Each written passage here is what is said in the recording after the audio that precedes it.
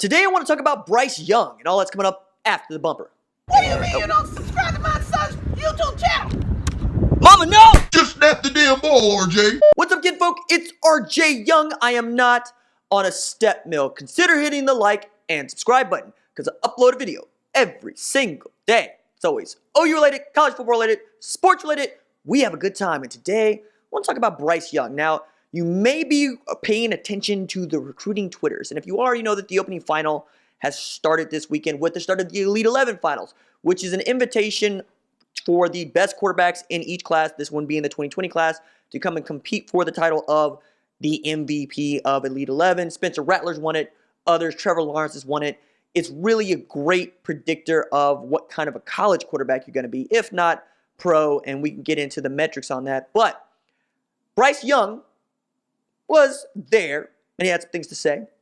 And I think Bama Online kind of put it on the heads because there's some questions that for Bryce Young, like, among other things, why are you sticking to USC, which has been a trash program last year? And then they got good because they added Chris Steele, and they added Brew McCoy, and they got Amon-Ra St. Brown, and you know that the guy in front of you, JT Daniels, is going to be there, at least for another year.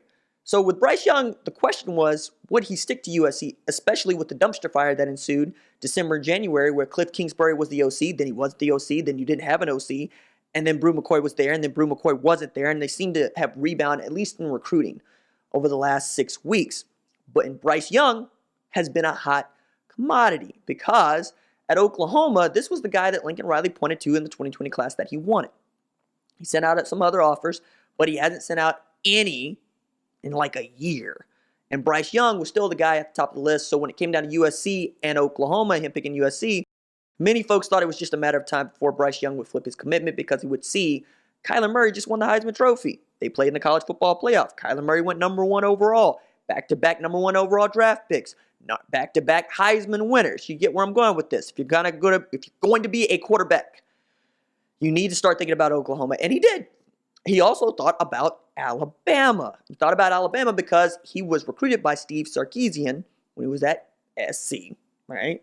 And then becomes the guy back at Alabama and makes him his number 1 priority in the 2020 recruiting class, which makes this interesting because now we know that Bryce Young is not only the number 1 priority for USC, but was number 1 priority for Oklahoma and Alabama. Now, USC does not have the success that OU and especially Alabama has had over the last 5 years, and we know that Clay Helton, there's heat on the seat, all right? Like, if he makes it through the rest of this year, he better be because he had a double-digit win season. I don't necessarily see that as in the cards, but it also seems like Bryce Young is what you are thinking about when you're saying, I'm picking the school, not the coach. Because in conversations with folks close to him, it'd be like, yeah, we've always known what Lincoln Riley has available. We've always known what Oklahoma can do at the quarterback position. And he basically said as much about Alabama. He even mentioned FaceTime with Nick Saban, right? And this is like during the quiet period and whatnot. But look, I found it essentially awesome that he gave the quotes that he did to BOL, Bama Online, which is the 247 affiliate for Alabama football. Because the dude stood by his word. He said, hey, look, it's awesome to get recruited. And I talk to the coaches when I can talk to them because it's awesome to talk to them. But I am committed to USC, and I plan to stay committed to USC. My recruitment is closed. Again, not exactly what we're used to hearing, right? We're not used to necessarily hearing a guy take the hammer and slam it down saying, I'm not going anywhere. We're used to kind of hemming and hawing and saying, I appreciate the love and whatnot. But quarterbacks are also weird, and they're also kind of special in that they seem to get it at an earlier age because they have to. Quarterback is default leader of men, period. You have to be able to get along, but you also have to go along.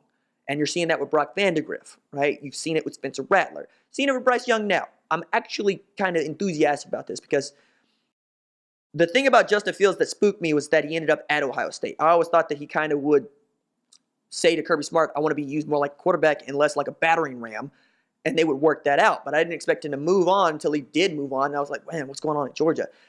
And I think we're starting to see that with quarterbacks, not the grad transfers, throw the grad transfers out, throw the Jalen Hurts and Austin Kendalls out.